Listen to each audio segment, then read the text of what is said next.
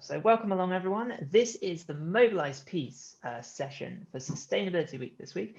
Why sustainability requires mass civil disobedience. Got an action-packed session for you today. I'm going to be welcoming those who are leading it very soon. Let's admit Charlotte. Thank you for attending. As you're all hopefully well aware, this is part of the Sustainability Week campaign being run by the Students' Union and Falmouth universities. Thanks for joining once again for this one. We've got a few more events coming up tonight, which I'll tell you about later, and lots to come tomorrow, particularly on Biodiversity and Conservation Themes Day, and Friday, Future Thinking, lots of exciting stuff from the universities. So do please go to the website on the URL here and do register for further events if you enjoy this one, which I'm sure you will. And just a brief note, I don't know how many of you have been joining the sessions throughout the week, but we've been touching on the Sustainable Development Goals this week as a metric of sustainability. For those who don't know, they're a group of 17 goals that was set up by the United Nations in 2016 as a blueprint for a more prosperous future for people and planet. So all of them, all 17 have objectives that we are supposedly need to reach if we are to achieve sustainability. So in all events this week, I've just been pulling them up and relating them to some of the sessions and the content. It's good to do that. So I'd recommend you check them out online. But for today's very interesting one, we're trying to drive system change, as the guys will go on to tell you about. So it's almost hard to pick out individual goals because it's it's hand in hand, but it should influence all of them. But particularly, I thought I'd show these sort of partnerships with the goals and peace, justice, and strong institutions. That's what we seek to create, because the modern institutions are not adequate enough for the change we need. And hopefully in doing so, in changing the institutions, we will see climate action and changes to the marine and on-land habitat terrestrial. So just wanted to drop that in and briefly mention those. Do check them out in your own time if you're interested. A few final housekeeping rules today, guys. We're recording this event just so we can relay it beyond Sustainability Week, the wonders of technology. If you could keep your cameras off and mute yourself until you're welcome to do so, unless you're a speaker. And if you have any questions as you go along, please do feel free to post it in the chat box. And we'll be keeping an eye on that, but there will be an open discussion part at the end. So without further ado, I'm going to stop sharing and hand over to Matt and his panel, who are going to be leading the session today. So welcome, Matt. Thank you for being here. Thanks a lot, Jake, and thanks for everything that you and the team have been doing this week. It's been really great, and we're really delighted that Zach Orla and Kezzy, Zach Lumley, Orla Murphy and Kezzy Black-Mizzen have all joined us to speak for Mobilise Peace that you're going to hear about today. And just to give you the backstory, we agreed with Jake that what we talk about today is why for each of us we feel that the very notion of sustainability is now necessarily inseparable from mass civil disobedience, and that you actually cannot have one without the other. So without further ado, I will pass over to, I think it was Orla. Did we say it was you first, Orla? So welcome, Orla Murphy. Thanks a lot for joining us, and over to you, and I'll come up last. Hi, I'm Orla. I am from Ireland, a place called Cork. I am a film student and I've been involved in environmental activism for about 2 years. I'm involved with the Mobilise Peace campaign, and so with this topic that we were given, why sustainability requires mass civil disobedience, I kind of took it as a logical argument kind of with three structures. So why nothing else has worked, why civil disobedience will work, and why universities are uniquely positioned to do it. So I'll start off by why nothing else has worked. And I work a lot in the youth movement. That's where I've done most of my activism. So I'm kind of focusing on that. We've done a lot of stuff in the youth movement. It's been great. Fridays for Future have really changed the temperature on the conversation. However, I think it hasn't been enough, and I think a lot of people will see that. What we've been given due to our activism has been opportunities to speak at conferences that do nothing. So we've had 25 years of climate change negotiations under the UNFCCC framework, and that's ended up creating nothing more than a non-binding agreement that doesn't stop warming at 1.5 degrees, which is what we need. and we now have a 1% chance of stopping warming at 1.5 degrees. So that's not great. Under this framework, we had a COP15, COP is Conference of the Parties, sorry. It's a UN negotiation that happens every year on climate change. And in 2009 at COP15 in Copenhagen, Lumumba Diaping, who was a Sudanese diplomat and represented the G77, which are a group of less developed countries, said that 2 degrees is the death sentence for Africa. And so now we're on track to, it's almost guaranteed that we will hit that 2 degrees. And, you know, maybe we could have done something back in 2009 more so than we can now. And that is what our system has let happen. It has let, this man was pleading for the life of the people from his country in Sudan and from every other country of the least developed countries that have done the least to contribute to this crisis, yet will be on the forefront of the impacts of it. And because it was 2009, just after the recession, and the way our global system is set up, we decided that profits and getting ourselves back on our feet economically was more important than people's lives. And that negotiation ended in chaos, and it nearly broke up the COP process. So that's what we're dealing with, to put it shortly. What we have been gaining by doing our marches is space to speak at those conferences for the lucky people among us who have. And that's just not enough at all. So we need to have systemic change if we are to actually address this crisis. The way I look at it is that every point of a degree that we stop from happening of warming, less people suffer and less people die. So up until an extinction level event. So up until that point, every fight, every action that we do that helps us achieve less and less points of degrees is saving people's lives. So that's what we're fighting for. And unfortunately, you can't just work on your own individual impact. You can't just work on your own carbon footprint. You can't even just go to marches that are legal and do speaking and stuff. That has been shown that it's not enough and it's not working. And it has led us to where we are right now. And yeah, so what do we do? So the only thing that has ever worked is civil disobedience. So simply put, power is your ability to tell people what to do. And so if you tell someone what to do and they do it, they're obeying you. So how do you turn that power against them? How do you take that power away? You disobey. So by disobeying civilly and civil disobedience actions, you're taking our power back and you're challenging power structures.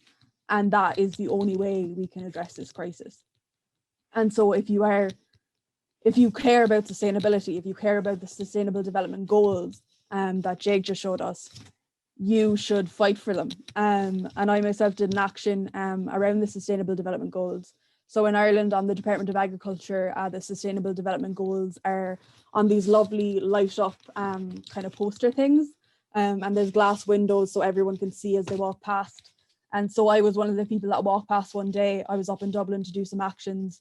And I just got so mad because those goals were developed to create, to allow us to develop in a sustainable way so that we wouldn't be killing people, we wouldn't be causing their suffering for economic development and for the wealth, to create wealth for the few. And so not only are our government not doing anything about that, they have the absolute cheek, and I think this was the thing that really made me angry. It was the audacity of them to not only not do it, but to plaster it up on their building and say, look at us, aren't we great? We know what they are. But knowing isn't enough. Action is what you need to do. And it was unforgivable. So I spray painted "It's all for show," which it is, over those goals. And I was arrested for that. Even though, you know, climate criminals and people who are causing ecocide and the deaths of millions are not arrested, but one person who spray paints a little on a fancy glass window of a government building is arrested and charged and could be facing, I'm on bail conditions where I'm banned from Dublin too, which is the centre of Dublin. And yet climate criminals are not banned from anything, are they? So I think this just shows the hypocrisy of our system. We need to do civil disobedience. If you look at history, this is the only thing that works. I have a list here of 198 methods of non-violent actions that we can do. There's so many things to choose from. There's so many ways that we can cause disruption and that we can fight back. So let's not stick to the one or two that aren't working. Let's actually come together and think of something, use our creativity, because we have it in spades. But just like we're not using it, and we're in a crisis of inspiration, I think, as well. We think that we can't do anything about it. This is just the way things are, and it's not. It's really not. And every point of a degree that we stop from crossing that warming is people's lives. That's what that means. It's people's lives that aren't going to suffer and that aren't going to die because of what? For economic gain. And so then point 3, why are universities uniquely positioned to do this? Well, one, it's the demographics wise. So universities are obviously places for young people to go, and primarily, obviously, we have mature students and stuff as well, but most of the student body are within a certain age and they haven't hit the workforce yet. So I would argue that that makes you a little bit more open to being radical, probably. They also are the future leaders, the future, they're going into positions of power. So if they act now, then that's causing a direct threat to the system, because we're stopping the flow of people to fill the jobs in the future. As well, there's huge numbers of people as well. In Ireland, I think it cropped up to well over 1 million people with alumni and people who graduated and university staff, and in a country of 4.5 or so million, that's a huge amount of people. So just purely by numbers, it's great. Also, universities know. So we say that Exxon knew, we say that Shell knew, and they did. But also universities knew, because they have the staff and they were doing the research, and they've known about the climate crisis for as long as anyone else, I would say. And what have they done? They've created recommendations, but that has led to the creation of things like the Sustainable Development Goals, which governments then plaster onto their buildings and do nothing about. So if you know, you have the responsibility to act, and they haven't done that, and the action has not been enough. So university students who are learning about this, university staff who have researched this and known this a long time, you have the responsibility to do something. You are in a unique privileged position to do it, and you need to take on that responsibility and do the thing that has been shown to be the only thing that works, which is civil disobedience. And if you care about sustainability in any way, and if you are any way serious, and when you say that, civil disobedience is the key cornerstone of a sustainable, caring about sustainability. So yeah, that's me. I'll pass it back to Matt. Fantastic. Thanks a lot, Orla. And we'll hold back questions to the end, and be happy to stay as long as there's people who want to ask them. But meanwhile, if I remember the stack right, I think it's over to Kes Blake-Mizzen next. Thanks, Orla, and welcome, Kes. Hi, everyone. Thank you so much for having me. I'm Kes. I'm a PhD alumni of Exeter Uni, and I graduated in 2019. I now live and work in Falmouth. I'm involved with local activist groups. I've attended a few demonstrations relating to the climate and ecological emergency, both locally here in Cornwall and also in London as well. And just want to say thanks very much for the space to speak on this issue during a really good week of talks and discussions around sustainability, and what that means in today's reality of climate crisis. It's something that's been a concern to me for pretty much as long as I can remember, and the issue's been building for all of our lives. And witnessing the lack of action really drove my interest in research and climate change. So I'm just going to speak from my perspective, having undertaken that research and now being involved in activism as well. So my PhD with Exeter appealed to me initially because it presented an opportunity to make discoveries that could carry enough weight to influence climate change policy. So that's really why I got into it in the first place. I feel now that that was maybe a little bit of a naive hope, but I'll get onto that. So I studied the effects of past climate change on the Greenland ice sheets, and I was particularly focusing on the last time carbon dioxide was over 400 ppm, which is the situation we're looking for, well, now and the coming century. And that was during the Pliocene 3 million years ago. So that's the kind of scale that we're looking at now. The sort of information that PhDs like mine gather is crucial for ground truthing the models that make predictions about the future. So it's really important that we have a handle on that to really understand what we're facing. So doing that research, it really taught me how vulnerable our climate system is. Although it did start to get kind of weird when I realized that I was studying changes that were taking place over tens of thousands of years, while our present day climate was already changing so fast. Sorry, that was my dishwasher just finishing there. I also realized how seemingly impossible it is to influence policy through the normal academic channels. Universities obviously play a central role in generating the huge, in-depth bodies of research that have been drawn on to produce reports like those of the IPCC. And groups like the IPCC, they've used the fruits of academic labor repeatedly to try to influence policy around sustainability for decades. But their suggestions for change, they get watered down and largely ignored by those responsible for making meaningful changes. And I just find that such a letdown and a real insult to the massive effort of intellect and discovery, which is something that universities have always championed and benefited from as well. I remember feeling really uneasy when I compared the strength of some of the original academics' language when they call for action, and how much weaker they become when you then read the summary for policymakers. So, the actual document that they give to policymakers, the language is so much weaker. And you think, okay, is the truth being deliberately stifled? Because to be realistic is to call for systemic change. And that's obviously quite uncomfortable for policymakers. And the truth is that aspects of the existing political and economic system are directly to blame for delaying meaningful action. Oil companies spend millions lobbying against laws that would see them get fined, and governments do nothing about it. And we see this again and again. They know what we know, like Orla said. It's just very inconvenient for them. And it's so frustrating to watch because collectively our awareness is at an all-time high, right? But the path to making things better is full of seemingly immovable obstacles. But as Orla said as well, we only need to look at history to prove that even solid rock can be eroded by a persistent trickle of water. I'm pretty sure all the positive change that I've seen in my life and heard about from the past, whether it's societal, environmental, political, it's been a result of communities, groups, and individuals who've seen a problem and done something to change it. And that's usually, or almost always, in disobedience to the status quo. Radical acts have changed and shaped all of our lives in more ways than we can imagine. Right now, we're in an unsustainable situation where corrupt governments reward corporations in practices that only worsen that situation. And, we see them face no consequences whatsoever. Instead, people who stand up for it are the ones facing the consequences.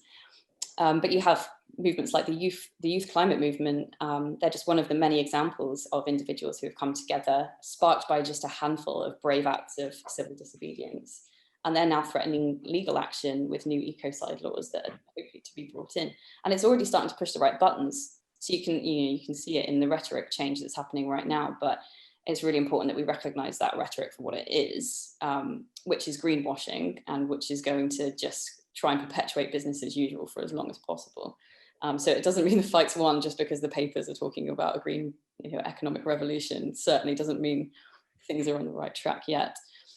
So the university generation is all too aware of the issues. More degree courses these days are taking a sustainable angle. Students choose them specifically for that reason. And we do need that innovation and changes in the market for the long term. But I think some of the key changes we need to see are much more urgent. So for that reason, I feel students and academics should be supported by their universities in striving for progressive change on all levels, since they are, after all, society's conduits for progression and realization of potential.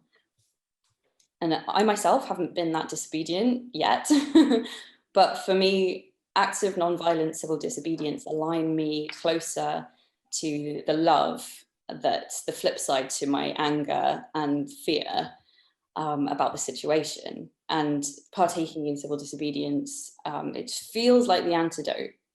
It just feels right in your gut that you know that this is the right thing to do. Because doing something to actively challenge the failing status quo helps us deal with our own anxieties about the future, our collective anxieties about the future, the experience of coming together with others, facing down a common adversary. It brings hope and it brings palpable change. And it gives a voice as well to those who are largely ignored. And so for whole generations of bright minds to be supported in doing this could make all the difference.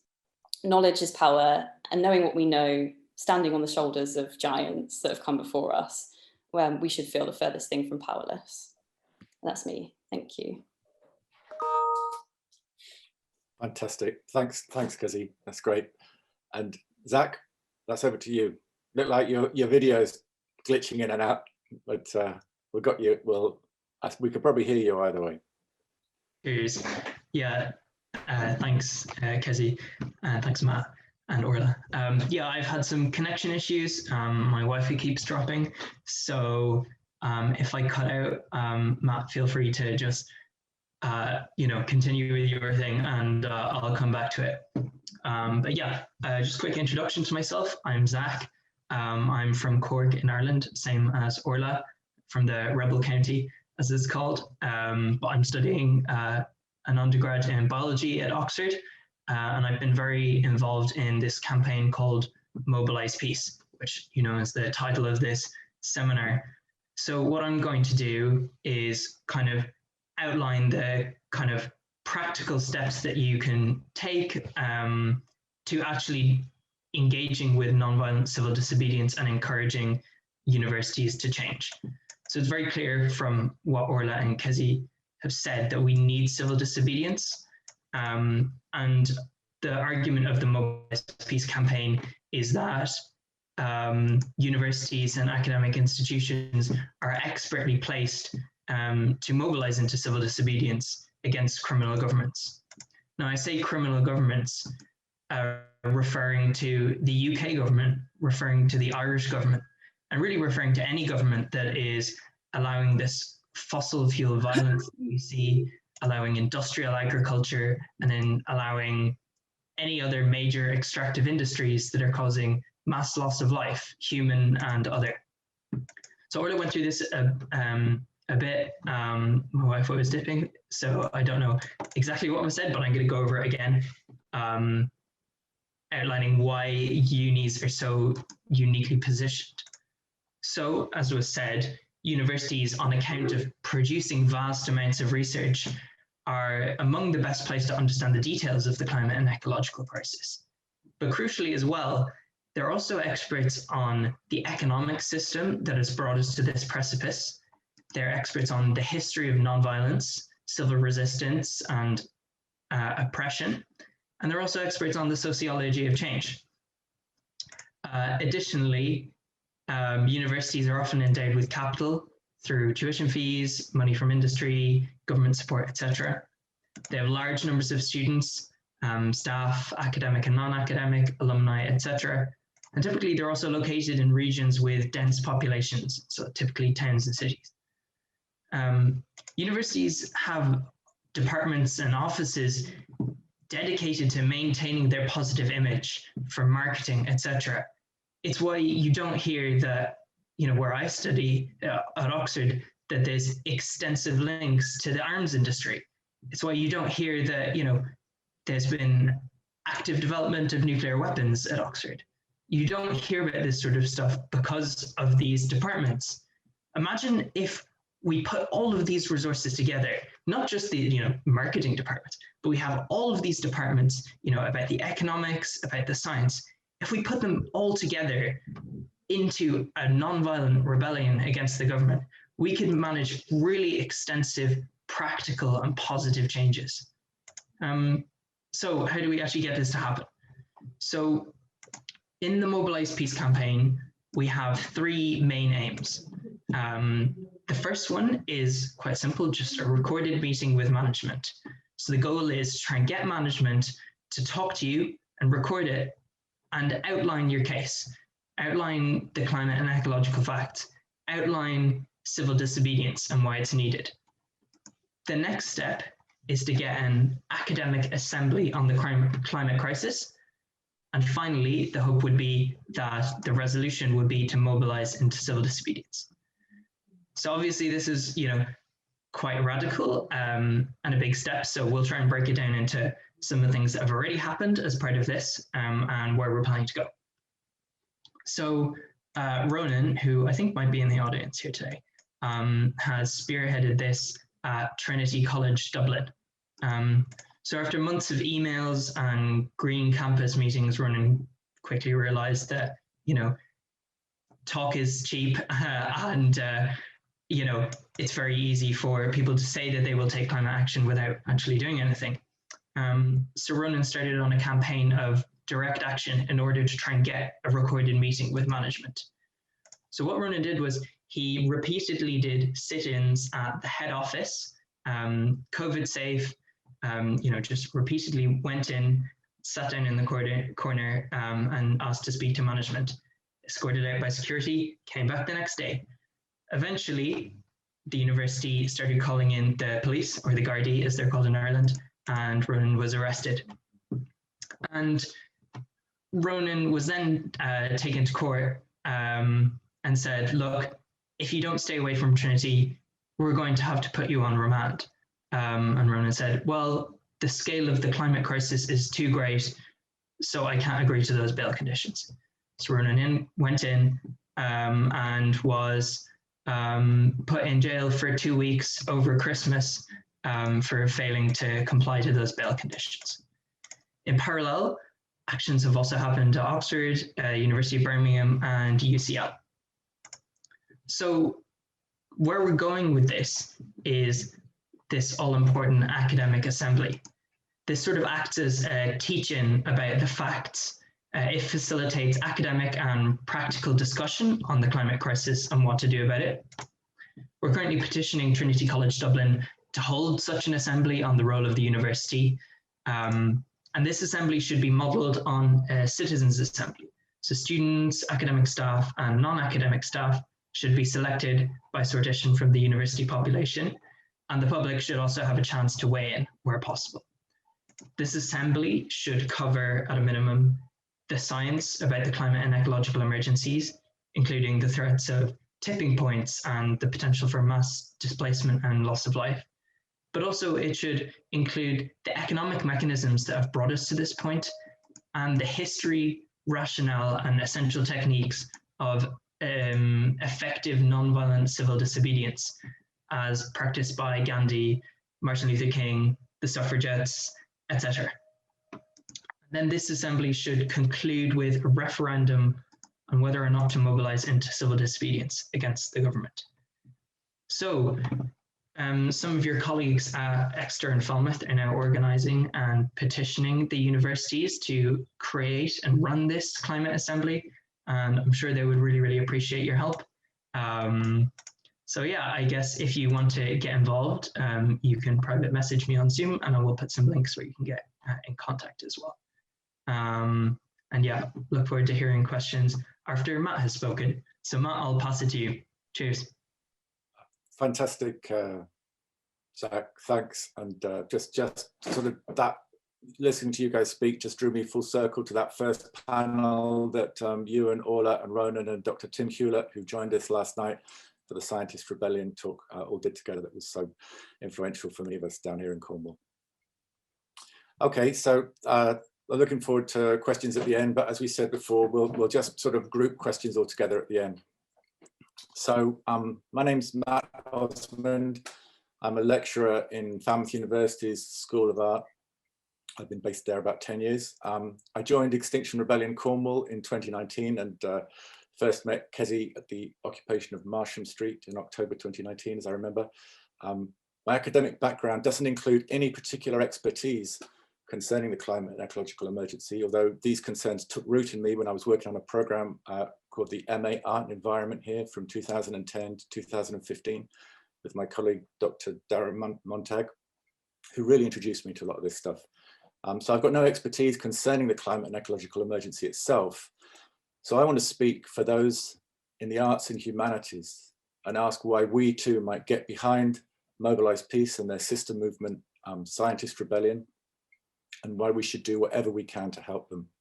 These are slightly disjointed notes, and I'm thinking through what friends have helped me understand already, and some of you may actually recognize your own thoughts here. Here's someone else's thought to start us. Our house is on fire. I am here to say our house is on fire. I dare say you know who that is. Greta Thunberg, Davos, 2019. All week I've been wondering how people listening to this week's theme of sustainability understand that word. I was grateful to hear the designer Will Skeeping call the word itself into question on Monday, whether it still has any currency.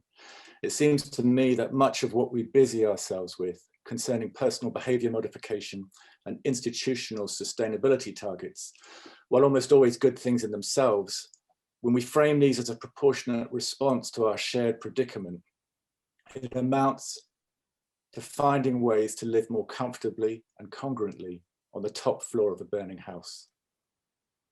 So Mobilise Peace and Scientist Rebellion, they are calling on their academic colleagues to show that they mean what they say about a so-called ecological crisis. As they put it, if you shout fire, then just sit down to another research bid, why should anyone imagine you actually mean there's a fire? All of which brings us back to Falmouth and Exeter University's declarations of emergency in 2019, which was the great start made by them and a raft of other UK emergencies.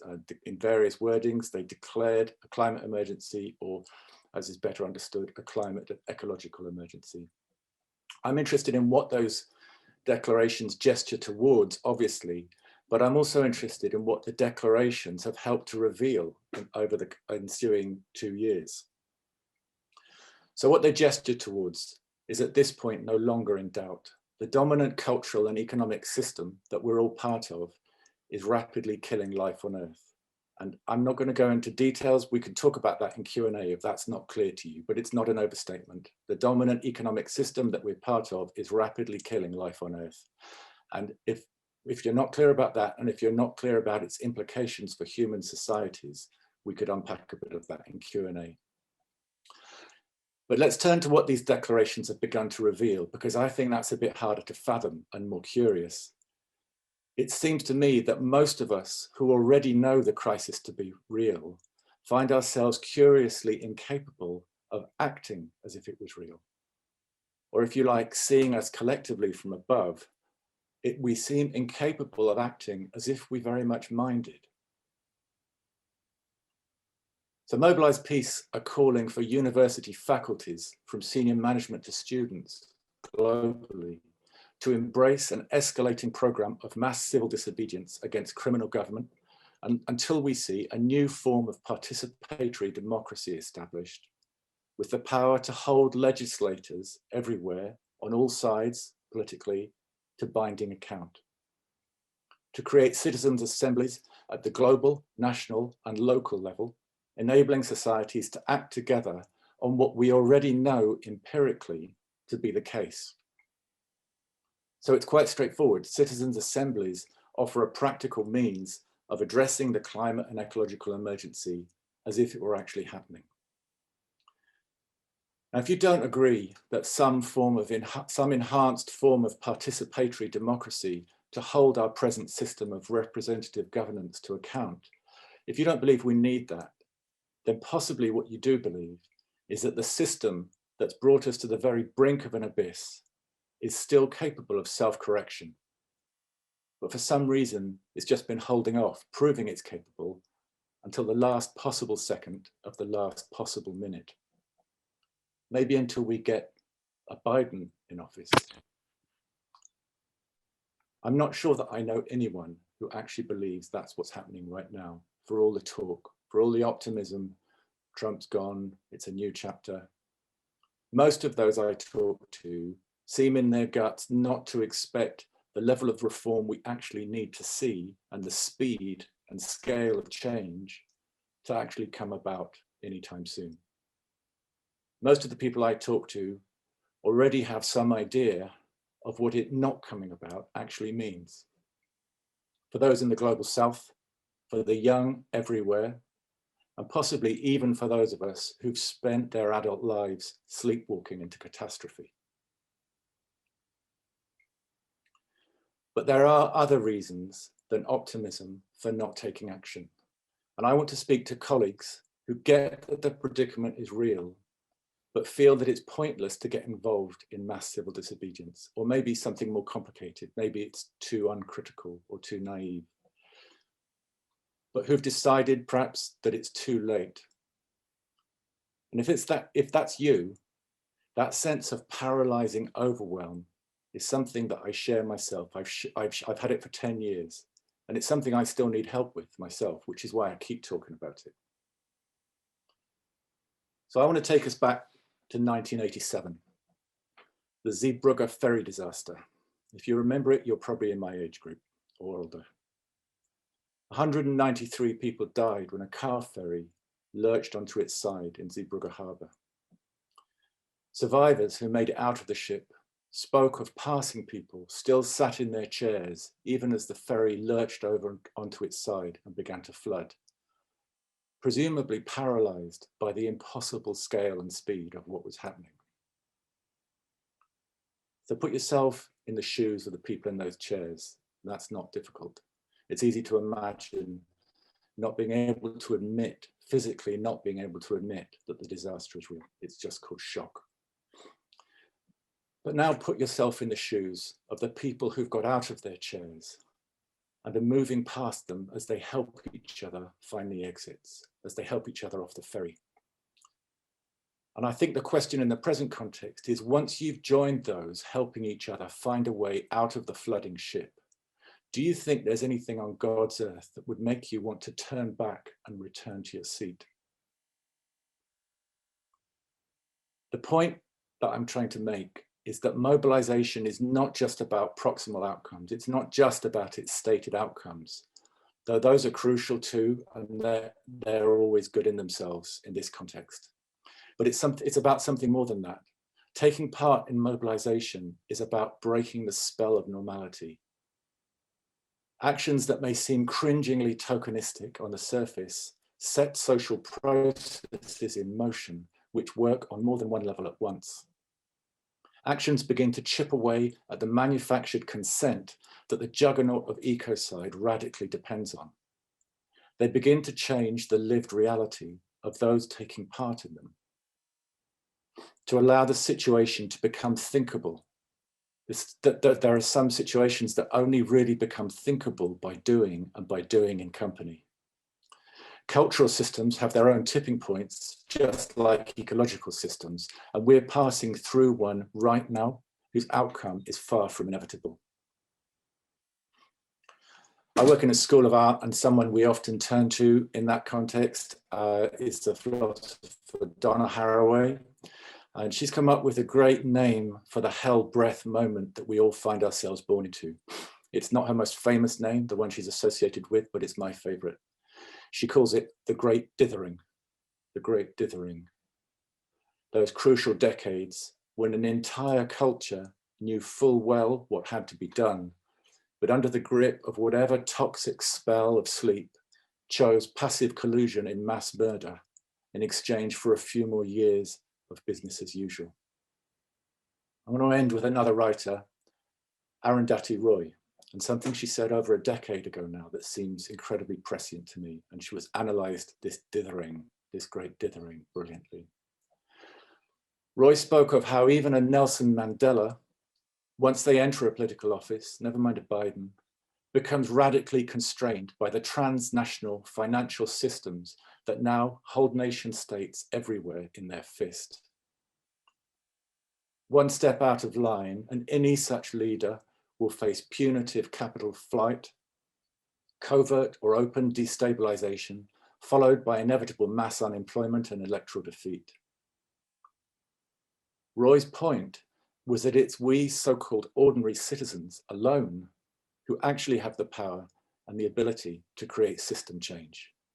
It's up to us, she said, to create the social context in which the scale and speed of legislative change that we need to see becomes not only thinkable, but inevitable. And as an example of that, I want to dedicate being here today to Dr. Sarah Ben, an NHS GP, and her fellow debt strikers who've taken out loans from Barclays Bank, donated them to Survival International and other agencies who are working to repair the harm, as the action's called, that they and their Money Rebellion colleagues are involved in, as they engage in financial disobedience against Barclays Bank and have announced they refuse to repay the debts and are calling Barclays to come and own what they've done. Okay, thanks. So Jake, I don't know if you want to come back in and you can police the Q&A. Fantastic. Thank you, Matt. Thank you, Orla, Kez, and Zach. Also inspirational talks. Thank you. It's so great to hear each of your perspective. I think you've just outlined the whole movement in a perfect way. So thank you so much, and I look forward to getting involved further with you guys down here in Falmouth and Exeter. We're going to open to open discussion now, everyone. We invite you to come on microphone, on camera, if you have a question or have something you want to talk about in relation to the campaign. I know there's a few people that the Mobilise Peace people know. I know Roman's here.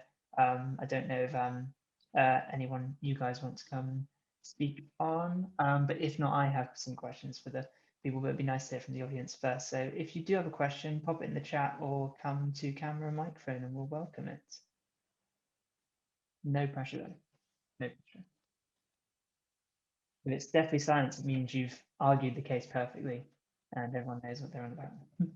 I might ask a few questions to start off. So Orla, just going back to you, you said you had a list of over like 170 non-direct, non-direct actions, non-violent direct actions. Could you give some examples of what those are? Yeah, it's 198 and it was written by Jean Sher, and he's a sociologist. So yeah, there's like loads of different categories. I like the ones at the bottom. The non-cooperation, I think, is my favorite target. So there's like boycotts. There's action on government. I'm trying to find good ones. Strikes. Then there's physical intervention, so like sit-ins. Yeah, there's loads, and there's economic intervention, political intervention. There's so many. So I can send the link on if you want to see that. Sounds good, thank you. No, it's good to just get a flavour of it, but obviously that's down the line from the 3 objectives as Zach outlined of the movement. I think they're 3 great objectives, like getting a meeting with management, recording it, you're holding them to account, aren't you? So I think that's a really good, feasible aim.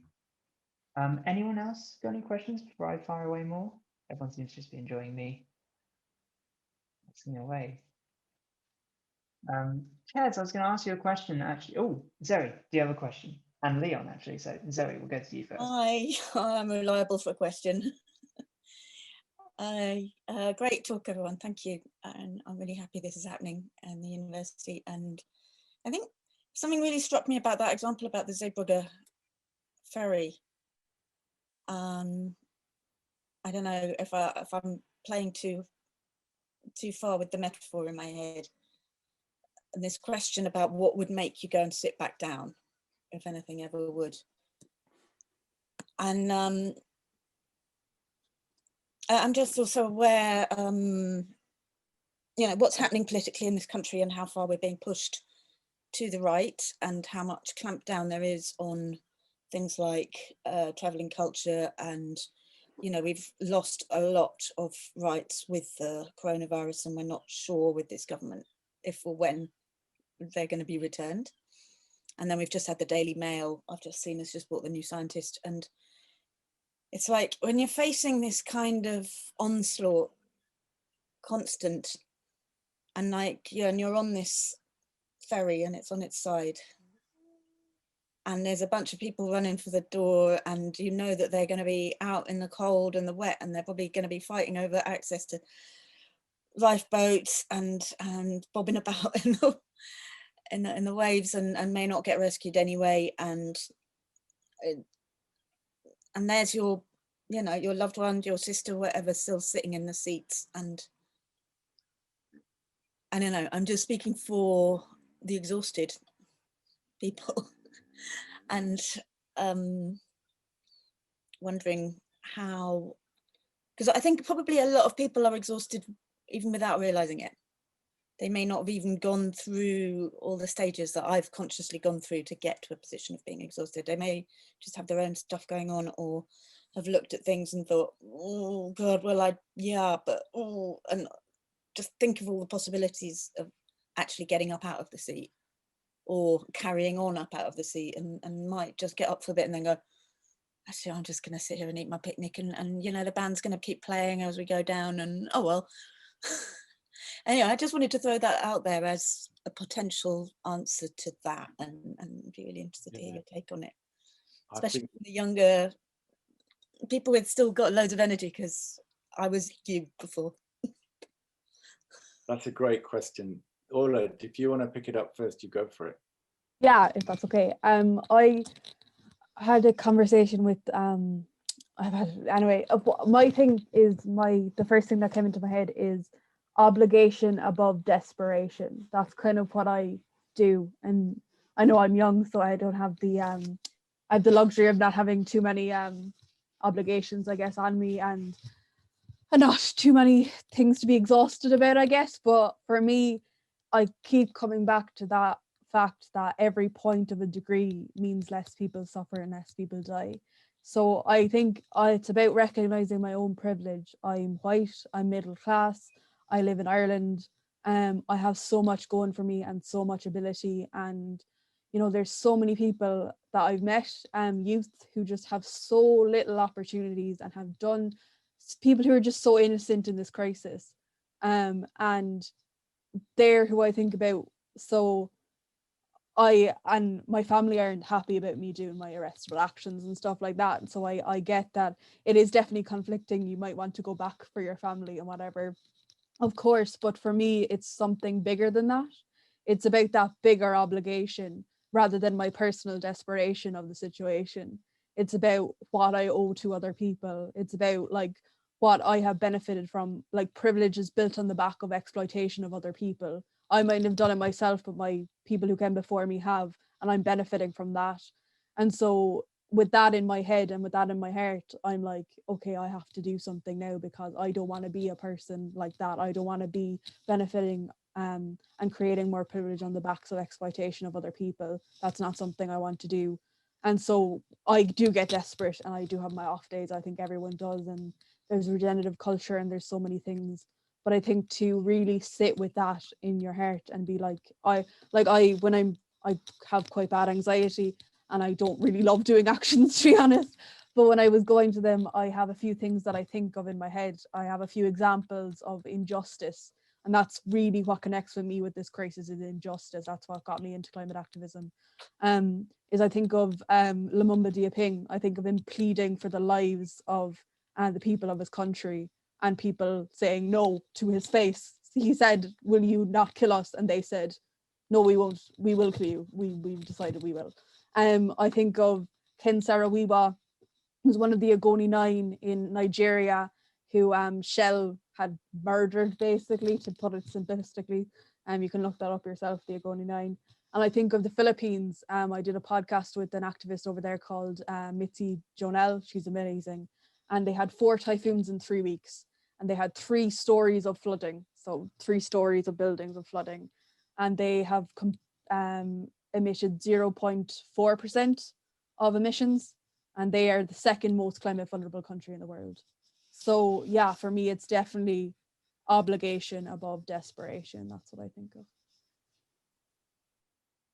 Thanks, Ola. So is that okay if I just throw in? I know there's other questions, isn't there? I'd just love to come back, having brought Zeebrugger into the room, just because I really like that response, Zoe. And I think, firstly, the metaphor collapses, doesn't it? Because apart from anything else, there is, despite what Elon Musk may be planning, there is no off the ferry, right? So we're on the ferry together, whatever happens.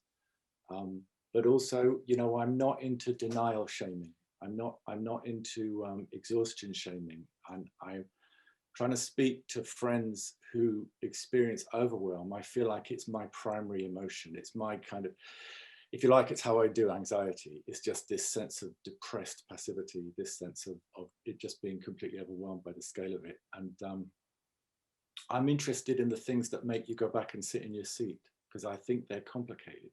And I mean, in the arts, for instance, and I think quite often the arts are quite a difficult place to stick your neck out, because you know, there's this kind of hypercritical culture of you know, we're always being so bloody sophisticated that sometimes we just miss the obvious, you know.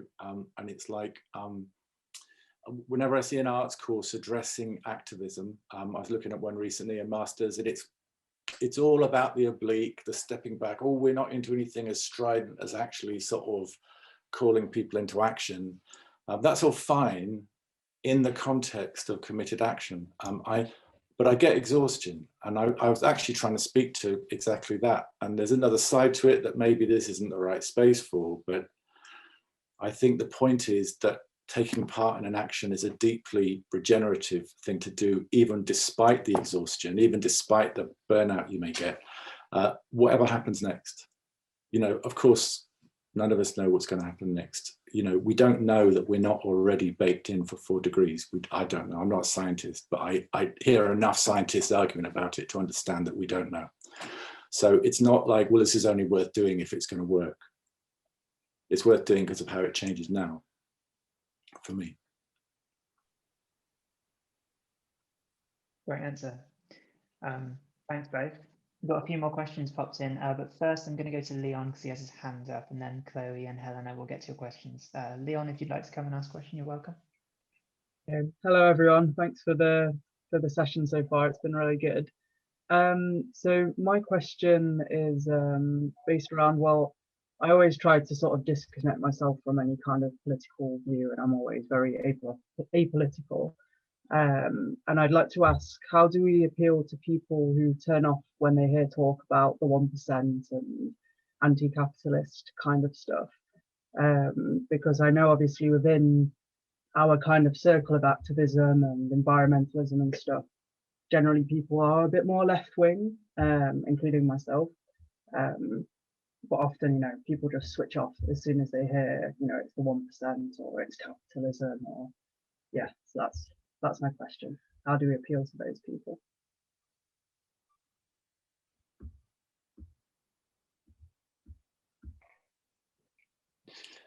You might just have to pluck one of us, Leon, to get any of us to step over the top of the trench with, take that one off.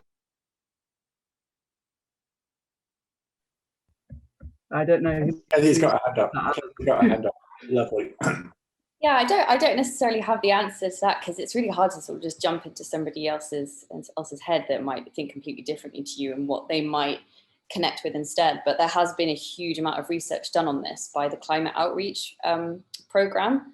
So it's called Britain Talks Climate, and they've created a toolkit for people basically talking to anybody about climate change, and it's identified through a series of really in-depth surveys what sorts of things that concerns different groups of people. So it first of all identifies all the different kind of groups of people in the UK, so from all ends of the political spectrum, including people who are completely disinterested in politics, and it finds common ground.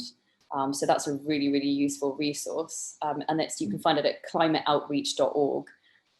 So yeah, the sorts of people you might be talking about are like sort of like nationalists, or perhaps just people who haven't got any education around this sort of thing and do switch off when you talk about this sort of stuff, because in their head maybe it's not connected at all, but obviously there is common ground there. So yeah, that's a really, really useful resource for figuring out how to speak to people like that. And we all can connect just by listening as well. Like, just listening is so important. If you do find somebody who isn't going to respond to just talking at them about this sort of thing, actually just asking them how they feel around the issue can give you so much more of an insight into how they do feel about it and how to connect with them on the issue. Thanks, Kez. Ronan, love to invite you in to respond on that question too. It sounds like you've got something you can say. Oh, you're muted, Ronan. Sorry. Hi, everyone. Really enjoyed the talks. Really interesting on a load of fronts. Yeah, for me, I think it's important to recognize, and it kind of plays into why peace is so important here. I think we need to recognize that most of the people alive today were born into this system. The rules of the game are the rules of the game, and either you play by them or you don't play by them. Even most of, well, a lot of the billionaires today will have come and risen through the system themselves. It is necessarily a violent system, but it's also a system in which you play by the rules or you get consumed by the system in many ways. Now that can happen at the level of the self or at the level of the nation. You know, you could take arms or fossil fuels for example. Like if a country happens to have an abundance of what they would consider natural wealth in natural resources, you know, they can start selling that around the world, start building up, I guess, economic posterity, then maybe start investing in arms, etc. And in doing so, you kind of increase the chances that you have a say at the global table. I'm not saying that's okay, but not by a long shot. But what I am saying is, if they don't play the game, it's likely they will be neo-colonized in some way or another, and will have even less power and even less say. Yeah, you know, we could look to the global south to see how much they are suffering from this, have been suffering for a long, long time, and are going to suffer significantly over the next few decades. Quite possibly, it's hard to know exactly when, but they're already suffering it.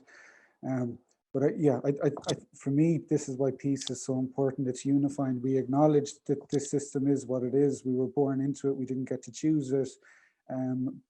We're all victims of it. You know, by engaging in almost any business, we are complicit in it. And most businesses are just destroying the planet or relying on its destruction. I think we desperately need peace to unify, to heal old wounds within countries, between countries. As we begin to focus on cooperation, mutual support, as we look to face the greatest challenges humanity's ever faced. We don't have time for internal or international conflict, and it should be avoided. And I genuinely and firmly believe that love and empathy are the answer, and always were the answer. But they're functionally, unfortunately, disallowed by this system due to a number of fatal flaws in its design. So. Yeah, for me, that's why peace is so powerful. Thanks for listening. Great question, great answers, thanks. Brilliant. Hopefully that's answered your question, Leon. Like, yes, awesome. Got a few in the chat here, guys. I'll just read out from Chloe. Open to anyone. Do you feel that factions within activism, can't speak today, cause a lack of cooperation and unity when it comes to the practicality of direct action?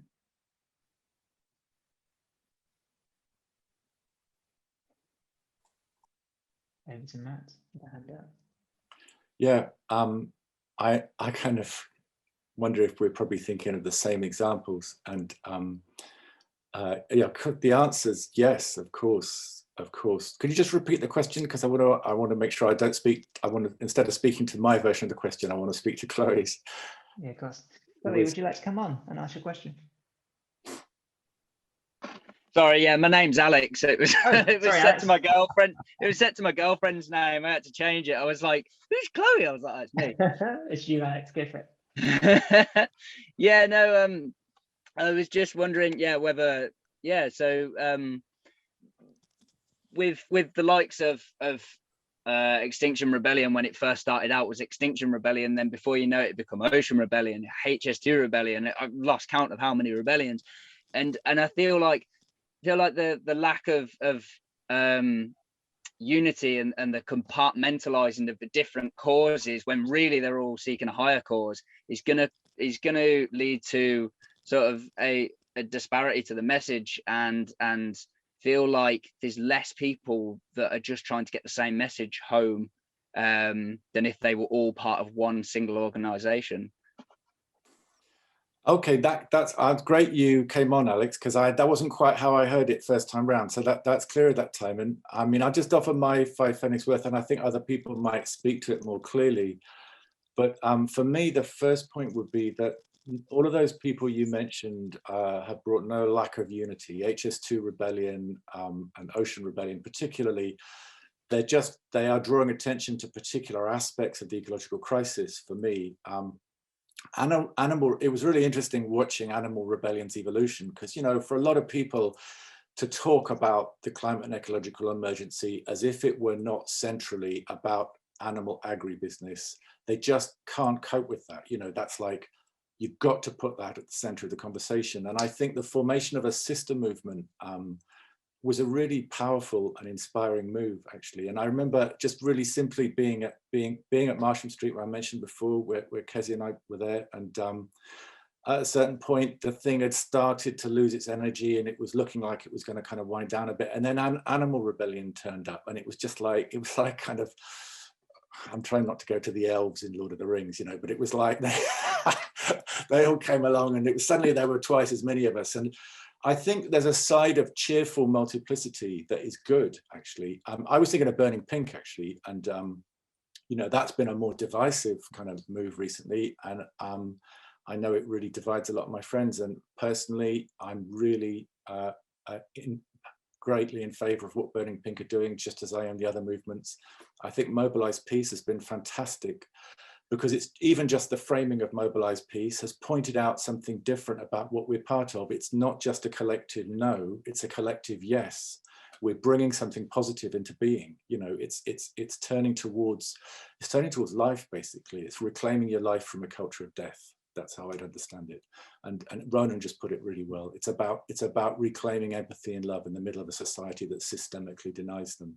So I'm for multiplicity, actually. I think the unity is there, and I think there are other reasons numbers are collapsing. The pandemic, obviously, but also there's a kind of movement ecology. I'm amazed it's not been more fractious than it has been, actually. Given the scale and speed of the movement, I'm amazed there's not been more recrimination and splintering and going separate ways. You know, and so far there's a strong level of unity. That's my experience, anyway. Be interested to hear others take on it. Yeah, Orla and Zach, do you have something? Yeah, can I go? So yeah, I think Mike from Scientist Rebellion is really good on kind of theory around civil disobedience, and he was talking about the demonstration effect before. So this is actually like a sociological principle that shows that action leads to more action. So there's not like a certain amount of action that can happen, and then you take up too much space, and then you know you can't do certain things. Things don't grow because it's like this. It's not like that at all. It's like one person does an action, and then that leads to another action and action. They don't have to be the same thing, but once people see, it's called the demonstration effect. When people see demonstrated, oh, you can do an action, and they feel inspired, like, oh, you can actually do something, they do more things. So it's making sure that you see it that way, I guess, because most people don't. I think that we're always kind of cautious of stepping on toes and, you know, and taking up too much space and all that kind of thing, but that's not actually what happens. And I had something else to say, but can I remember it? No. So Zach, you have me go.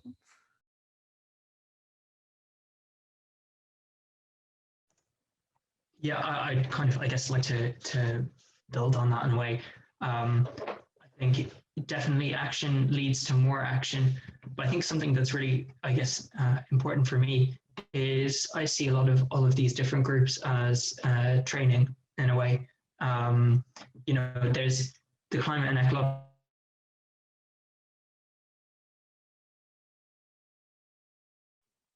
Oh, Of course, is so multifaceted. Am I still here? You are, Zach. Maybe if you turn off your video, you may be a bit coherent. So try that. Yeah, I'll do that. Cheers. Yeah, I was just going to say the climate and ecological crisis is so multifaceted and all-encompassing. It really, you know, requires that all aspects of life are challenged. And as a result, it means that there are going to be many, many different targets. The way I see it is that all of these different, you know, completely valid targets are going to draw in different people. For example, with Animal Rebellion, I know that it has got a lot of, you know, vegans to start engaging in non-violent civil disobedience. And it has provoked a sort of change in which people start thinking about civil disobedience theory and thinking about structures of oppression, structures of power, etc. And I think, you know, at some point there's going to be some, I guess, material change that will result in, you know, mass centralized civil disobedience. And all of these different, you know, campaigns will come together and call for, real participatory democracy like citizens' assemblies. Maybe I'm being maybe that's wishful thinking or just being very hopeful, but I think, I think it's all really important that we have that sort of diversity and ecology of movements. Great, thanks, Zach. Any more of the panel want to come in on that, or shall I ask another one? Do you want to come? Does Alex want to come back in? I wondered. No, yeah, thanks for the answers. It's given me a sort of alternative perspective on, on the, I can't remember what it was that Ola just said. It was the something effect, the demonstration. I'll type it in the chapter for you. Yeah, demonstration effect. Yeah, let's give me a sort of alternative perspective on it. Yeah, no, thank you very much, guys. No worries, thank you, Alex. Codename Chloe. Sorry, I just realized my video's off. Cool, go to the next question then for the panel. Helen asked, I think she's had to leave, but she's going to catch up on this, she said. From a behavioural point of view, I think people often do things that look crazy, like staying on a sinking ferry, because other people are doing them and making them look sane or normal. So how do we create a sense that civil disobedience is mass ordinary and not exceptional? Really good question. I suppose in concept, really, that's what Mobilise Peace is, making people across universities across the UK and the world make this look normal. I could see Ola brewing an answer, so holding back. Go, Ola. Sorry, it was I think showing that what we're doing now is completely insane. So by comparison, showing that doing action is logical. So I think telling the truth simply is how you do it, because it's true like that. If you are a rational human being, as we're not, most of us aren't, we like to think that we are, but we're not.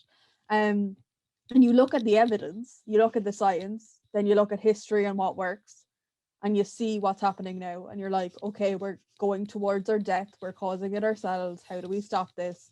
And you look at what's worked, and civil disobedience is what works. So it's the most normal, logical thing to do.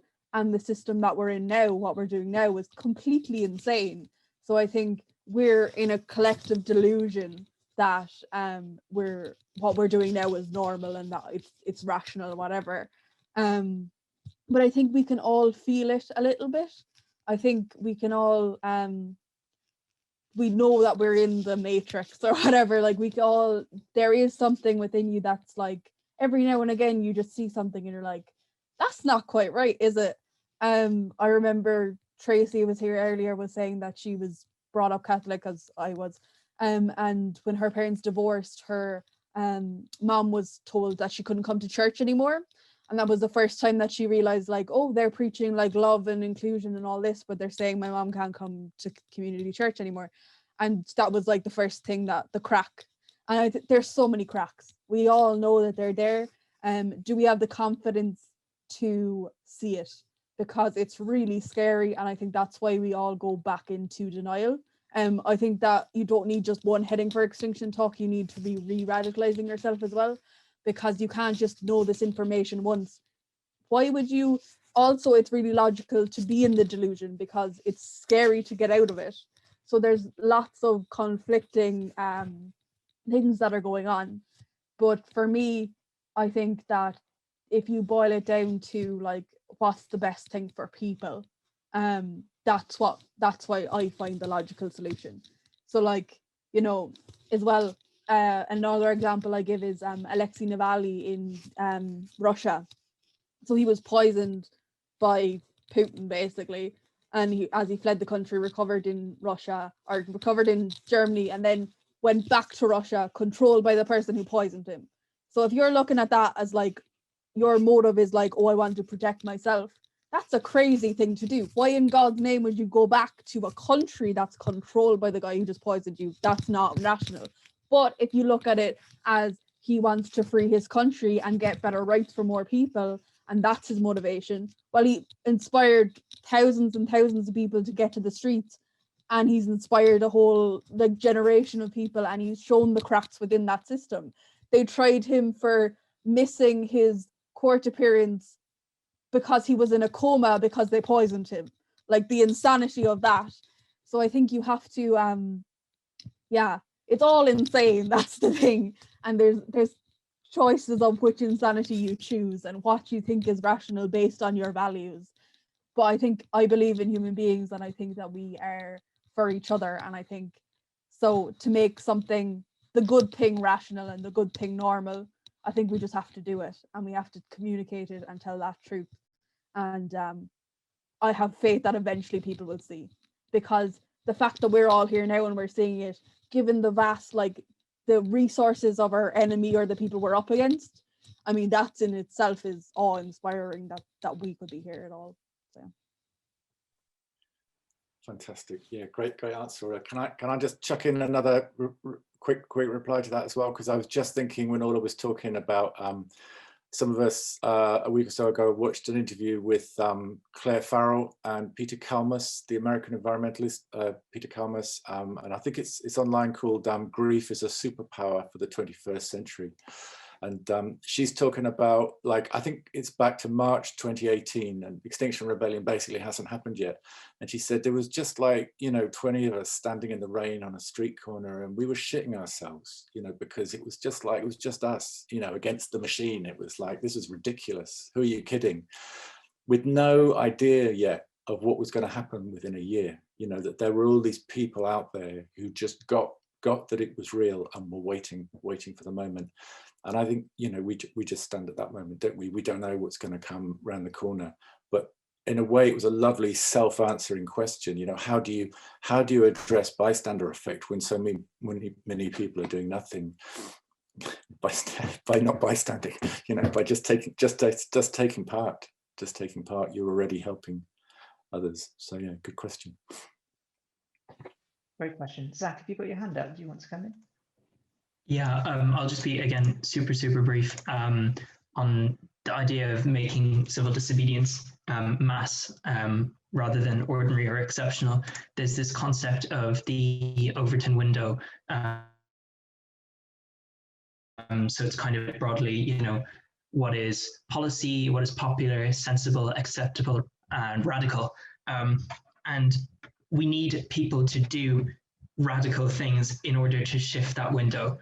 So for example, like taking on big sacrifices like Ronan, going to prison, it normalizes, I guess, being arrested at a climate protest, when previously that was the kind of radical stage. So yeah, I guess quite simply, doing non-violent acts that are radical and do shift that sort of frame of perception can help it seem like a more mass movement. When, yeah, I don't know. I'm not sure how coherent that was. Hopefully it was all right. That's good. Thanks, Zach. That's good. There's another question from Barry that is very big. Barry, I don't know if you want to come on and ask it yourself rather than me read it out. If not, I can read it out. Maybe he hasn't got a microphone, that's right. So Barry says, speakers, hello, much respect to the contributors. For me, a key focus would be the largely untouchable and unchallenged global economic claim that growth is by definition good and something that we should all applaud, when fundamentally, in terms of our sustainable survival, it's clearly not, as it is rooted in the consumption and devastation of the Earth's resources. Challenging the perceived notion maintained so strongly across media is not going to be easy, but I feel it's an obstacle that needs storming and debunking to progress the movement. So challenging this perceived notion. Perhaps more of a discussion, no question. I could see Ronan offering to come in on that. I'd love to speak to it as well, but I'm sure Ronan and others could do a better job. So why don't we bring in Ronan and then see where we go from there? Okay, yeah, I'll be brief again. This, Barry, is why I see, well, one of the many reasons why I see it so imperative that universities take a stand. The system is configured to protect itself, and it's shown that it's not going to stop itself, and it's threatening with another 30 years of the same in the middle of our unfolding catastrophes. You're right, the challenges are really tall, but I guess just picture it for a moment. Picture Exeter or Trinity or Oxford coming out and saying, this economic system is killing us, we endorse civil disobedience. Imagine how huge that would be. No, it mightn't be everything, it mightn't be enough to turn the tide, but it'd be absolutely a massive, and then I guess shooting even higher, one of them actually mobilizing in civil disobedience. I doubt Greta Thunberg thought that students around the world would all follow her when she went out and did it either. But yeah, we get that it's a tall physical order, but it's quite a tall order, but it's physically possible. It's physically necessary. I guess with the high priests of all these, the economic high priests of all these universities who've been pushing and perpetuating this system, for them to come out and act in full total disobedience, putting their whole weight upon the truth to the system, I think would be really, really powerful, stripping the legitimacy from this morally and practically illegitimate system. I'll hand over to you, Matt. Thanks, and I thought you'd do a better job than I could say what he said. But there's another. I mean, because I think we could, the way in which university systems, as you've already pointed out earlier, people are born into this system, and they sink or swim within it. And universities, you know, I can see universities watching in a sense without blame, if you like, as they fight for survival within the logic of the system that we're part of. And that logic is relentless growth in the university sector itself, and it's always more and more and more. But I wondered if there's part of the question that links back to what Alex was asking earlier, and it was reminding me of someone leaving Extinction Rebellion and kind of throwing up his hands in despair and saying they've just fallen back on saving individual caterpillars while the forest burns. And that somehow if you know, turning towards local and specific issues misses the point, that this is all inside the belly of growth. And if you don't address growth, you're not going to address it. And just the two things about that are that I think there is a paradox there, because, you know, it is individual caterpillars you love. You know, it's like the empathy is not a generalization. You know, it's like, and so there's always this tension between an individual, even a tension like our local group taking actions against Barclays Bank and HSBC. They're not, as if they were the problem, they're not the problem. The fact that we've got a system that allows all of these institutions on every British high street to be enacting ecocide, that's the problem. You know, but you choose a local example to call out the bigger systemic issue. And in both, is it Barry's question and Alex's, and what Leon was saying earlier about the 1%, the beauty of the citizens' assembly, because I think sometimes we're talking about a civil disobedience movement. It's a movement for citizens' assemblies, as far as I'm concerned. And it's you know, I heard an Irish statistician, a young woman working with XR, who just put it really clearly for me that it's a kind of unique movement, a unique family of movements now, because we don't have a shopping list of demands about how we want it done. We just want a structure so that we can respond socially to empirical science. It's that extreme, you know. It's like, yes, it's built into human values like empathy and love, but also it's just like, how do you enact what you know? Because we have a system that clearly cannot act on what we know.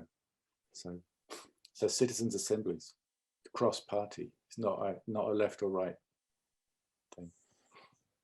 I've mixed up two questions there, sorry. Brendan, do you have anything else? Oh, go on. Sorry. Yeah, I'll just say briefly, I don't know if you know Dr. Diana Warner. She's an amazing activist in the UK, but she was asked who's the enemy, and she said the enemy is an idea, it's GDP. So for her, it's very much growth is the enemy, and I would be of a similar mindset. I think as well, the two things of, we've forgotten to ask why. That's why I think that's the reason I think we're in a lot of the messes that we're in. And I think that applies to both universities and to the economy and to growth. So for universities, like, what's the point of universities? What are they meant to do? And I think it was the Vice Chancellor of can't remember who it was, I won't pretend to cite them, but they said that it was to, you know, create knowledge and to, you know, so academic staff, you know, they created and then you disseminated among the population. And then why do you want to create more knowledge? What's the point in learning new things? It's for the betterment of human beings, basically. It's for the betterment of our lives. That's why we do it. But I think we don't ask that question and we don't see it. And then is the system, the university system that we have at the moment, doing the purpose it was set out to do? And that's no, it's not, is it? We've created lots and lots of things that are definitely, that are not just not bettering our lives, they're making them actively worse. And the way that we're treating people within the college system is not great at all. I know plenty of students that have been really, really badly treated and that are not happy at all. And then we've just become degree making factories, and that's not bettering human life. That's not doing the purpose it's set out to do. And that's the same with GDP. I think GDP it's a measure. It was never meant to be the goal. It was only meant to be there for a small while as well. Dr. Diana Warner can explain it better to me, so I'll leave that to her. But it's just that it's not a point. GDP is not an end goal. It's meant to be a measure so that we can see the betterment of human life, so that we're bettering people's lives, so that they're healthier and they have, you know, more access to things. But that's not what GDP is doing. There doesn't mean that there's an infinite amount of GDP and that it's always true. The more growth you have, the more better people's lives are. We've seen that that's not true. And so, yeah, for me, it's just like, it's all looking at all these things with scientific rigor and seeing, like, you know, that's not working. This is cause and effect. It's very simple in one way, is just looking and seeing. And I think we're all capable of that, whether we're in a very academic background or not. I think we're seeing the cracks in the system, and yeah, GDP is insane. So yeah. Great. Thanks everyone for that. So no more questions from the chat. I had a brief one that I thought I could address to all of you really, but Zach touched on it particularly, and Matt as well, as a member of Falmouth University.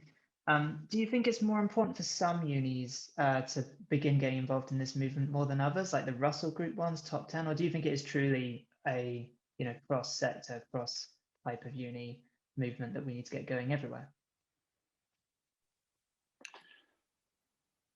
I think that I don't know if this answers the question directly, and there might be a better answer to the question, but in the way, it's something that came up earlier when Leon asked about how we speak to people that think, speaking of the 1%, is a kind of left-right framing. I think it's important not to second guess whether you're the most important person to act or someone else is. I think the only thing you can do is, if you see what needs to be done, if you see how it's necessary to behave, you begin to behave that way.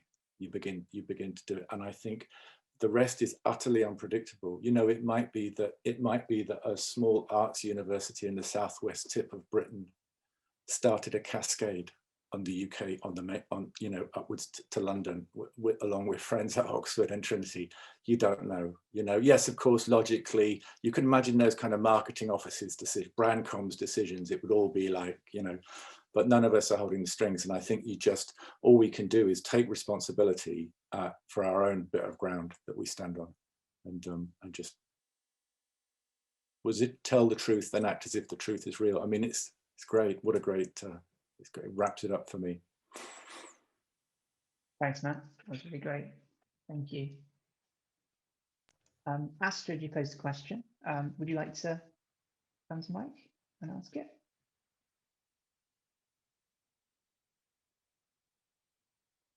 If not, I will relay that's question answer. Brilliant. So Astrid has said, we're told individual success is most achievable within the current system, and most people are not willing to give up everyday comforts and privileges that inherently depend upon climate destruction.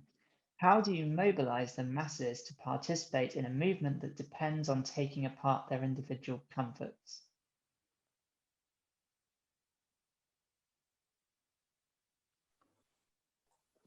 Whoever's willing, go for it. I would say that it's not human nature to be individualistic. That's neoliberalism. So I think there was a systematic changing in society in the 70s and 80s under Margaret Thatcher, and Friedman's theory to make people into individuals, because if you're concerned about yourself, then you're not as concerned about, you're easier to manipulate, you can produce more goods, and it's better for the economy. So I don't think that's a human nature thing. I think that's something we've been indoctrinated with. So if we can be taught it, I think we can unlearn it too. And I think that we're definitely community-based beings, and I think within this system, definitely it's geared towards individuality, being one person, look out for number one. But I don't think that's human nature, and I don't think that's what we need to respond to this crisis with. So if we actually embrace our true instincts, and I think people do want to fight for other people, and I think we just need to give them an excuse to do it. It's really hard, and the odds are stacked against us, but you know, if you do nothing, there's no chance that anything will happen. You won't affect any change. If you do something, you have a chance. So that's the statistics, there are the odds, and I think, you know, we can do better than this, and I think we know it, and I think we want it, and yeah, we need to come together and fight for that. And it definitely does, doing the hard things, doing the actions while they're hard, to you know, accept the truth and see that the system is so corrupt. When you come together with other people, and when you take action, even if you're doing action alone, but in solidarity with other people, that definitely does help with the grief and the emotional trauma of dealing with it all, I would say. So yeah. Thanks, Ola. Thank you. Don't know if anyone else had their hand up to go in there. Kezi. Go on, Kez. Kezi, yeah, great. Thanks. Basically exactly what Ola said, but yeah, also I think the focus is so much on individual, you know, what people have to give up, right, and sacrifice. And I think a lot of people are so, yeah, understandably unwilling to, because of the way the system is geared. It rewards that, and we're made to kind of feel like I've got this and this is mine and I need to hold on to it. But really, I think around the movement, sort of building much more of that, what we have to gain from this, and focusing more on that. And I think those things have come out of the pandemic as well. So we had down here a survey that Cornwall Council did that highlighted all the things that people had started to appreciate more about kind of being in lockdown and slowing down their lives and not having the usual comforts and, you know, go-tos that they usually have to rely on, or thought they relied on. And people consistently said that they were enjoying living a simpler life. They were enjoying the sense of greater community cohesion and looking out for each other. And so people do really want that. So yeah, focusing on what we stand to gain as communities, not what we have to sacrifice. I think that's a really real benefit of this as well. So I think just making that much more of a point to people, I think will really hammer home how important it is, and for regen and for the future. And, you know, whatever we face together, like, we can face it stronger together, rather than as individuals, you know, we're much more likely to struggle. So yeah, I think there's so many positives to highlight around that.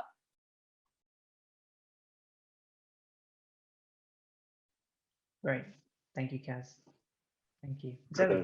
Sorry. Thank you. Yeah, I was just really inspired by what Kez just said, because it's totally true. I mean, for all my years of madness, you know, on all sorts of ecological front lines, one of the most positive things that's come out of it is just learning huge amounts, learning how to be with almost nothing, learning how to be in community, in struggle, effectively, learning how to live, you know, just with a tarp and a campfire, stuff that people are doing, you know, they're going and paying for weekend workshops now. It's art to go and do that sort of thing. It's just surreal, and you can do it for free, and you can do it for a reason. And when I was in my early 20s and just getting into all this, and it was kind of the beginning of the rave scene, and a lot of friends were really getting into parties, and I'd go to their parties and they were all right.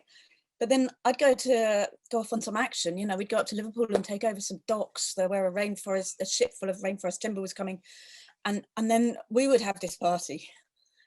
And it just blew all the other parties out of the water, you know, because the people who were there were just these wild-hearted, passionate, beautiful, epic vulnerable, flawed, but just brave people who just felt so much. And so when you dance, you know, and when you're together, and when you fight, and it's like, yes, this is the point of life, you know, this is what we're here for, is to be together with people. And so there are ways of learning and being, there's so much that you can gain from it, I suppose. I mean, and just for example, I mean, there's a woman around here, Lisa, who was part of the Donga tribe. I don't know if people have heard about the Donga tribe, but they were a group of people who got together in the first big anti-road protest camp in the south of Britain, Twyford Down in Hampshire. It's just a bypass around Winchester or something. And I went there only once, really briefly. I was at university at the time, and it was just, so the dongas were these tracks that were traditionally used for getting sheep up and down into the hills. And they ended up sort of camped in those and trying to protect those because they were cutting this bypass right through this hill. And so they became known as the Donga tribe. And then for decades after that time, they were the Dongas. And like when I moved down here, and it was like, there's a Donga here. And it's like, you kind of relearn. I mean, a lot of them, they ended up hand-drawn carts, you know, just walking around the south of Britain, going to various camps and protests and festivals, and just sharing the knowledge, learning about the hedgerows, and just recreating something of that ancient spirit of the ancestors who've been going up and down in the Dongas. I mean, that's just one example of some of the cultural recreation and reconnection on a kind of on a more tribal ground level that happens when you do this kind of work. Anyway, I'll just throw that out. I suppose the downside of that, though, is you can end up with a cliqueiness, because there's those who've been there, there's those who know, who are in, you know, and they've got a shared language, and they kind of talk to each other maybe more than outside, because that's a thing that happens when you get traumatized, particularly when you've been, you know, through these evictions and things like that. So I don't know, I've sort of gone off on one there, but I was just really inspired by what you were saying, Kez, about sharing the good side of this. You know, there's so much to be gained, so much experience, you know, to put on your CV. Thanks, Zoe. Matt, I didn't know if you wanted to highlight what you've just put in the chat, whether that's anything you want to elaborate on. Yeah, I just wondered practically, like, next steps.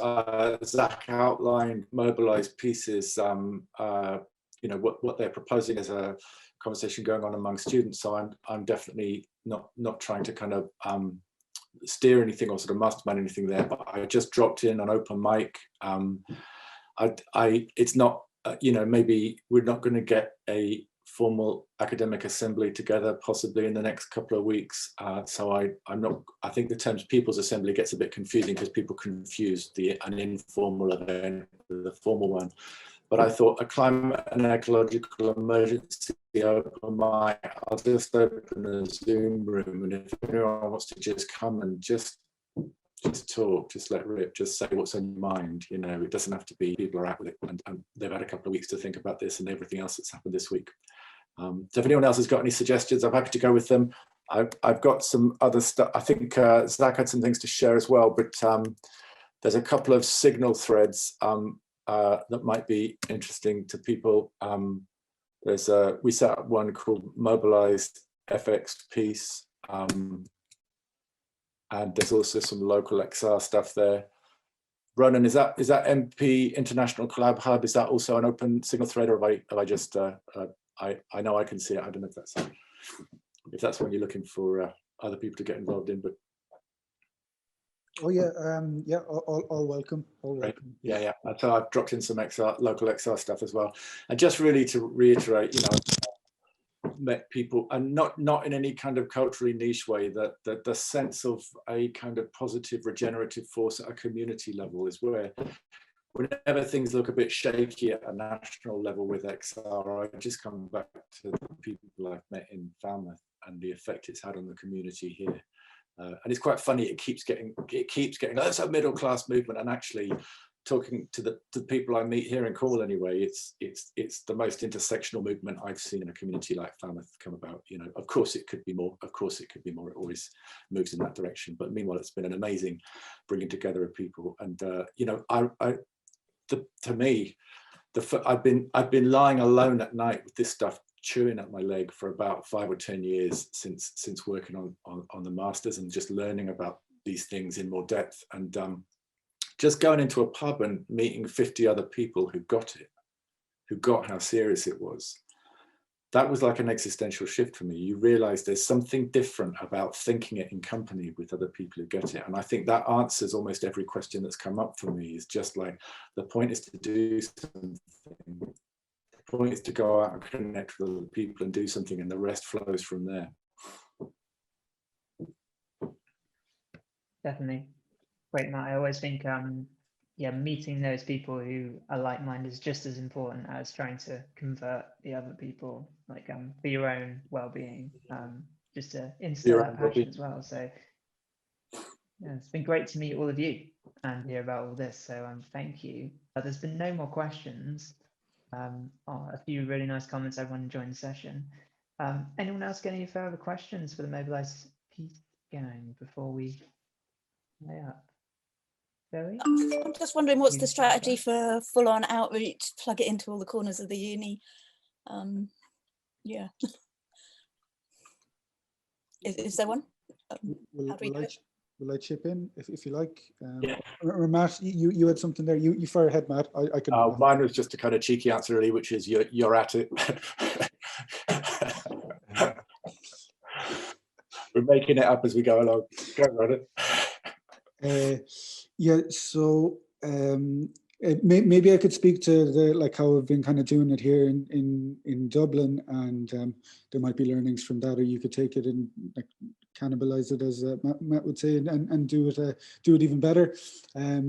So our campaign on Trinity is strictly peaceful and strictly escalating. So it's not this, we're obviously in an emergency. If we don't change the system, or we don't mobilize in civil disobedience for a change in the economic system, it's game over, if it's not already. So it's not a thing like where we go do a protest and then we don't get the desired response, and then like, oh well, we tried our best, and then carry on or just go back to society or business as usual or whatever. So we start with actions and like reaching out to like all the academics in the university, all the students' union representatives, whatever, all these different environmental groups within the university. We've got like written documents that we did to all of that we sent all of them in Trinity, that you could happily just like copy, paste, edit, and use there in whatever way you please, just to save the legwork, because there's a race against time, obviously. But obviously, yeah, so try to give them an opportunity to be the heroes. But I guess how we've been doing it here is we've got a firm bottom line. Like if you don't take action upon the knowledges known within your university, well then that's not okay. A lot of people die as a result of that. That's institutional complicity with crimes against humanity, unfortunately. But yeah, give them every opportunity to be the heroes. But like, after arrestable actions here now and still like no response, I've given the management official notice to stop participating in the attempted climate and ecological genocide of their student, staff, and global public. Now that was about a year in the waiting, in a year in a race against time. Remember. So we didn't just jump into that, but if needs be, now we'll be like peacefully escalating action on the courts upon the university management, because disproportionality is complicity. So yeah, we've got loads of documents that you could use there along the escalating process, with like all these different actions you could take, who you could reach out to or whatever. But yeah, just let us know. We could arrange a meeting for that if any of us here could be of any help. Just call us, whatever. Thanks, Ronan. Sounds good. Great. That's great. Thank you, Ronan. Yeah, it'd be great to progress this down at our campus for sure. So I'd love to work with you guys a bit further and doing that in the near future.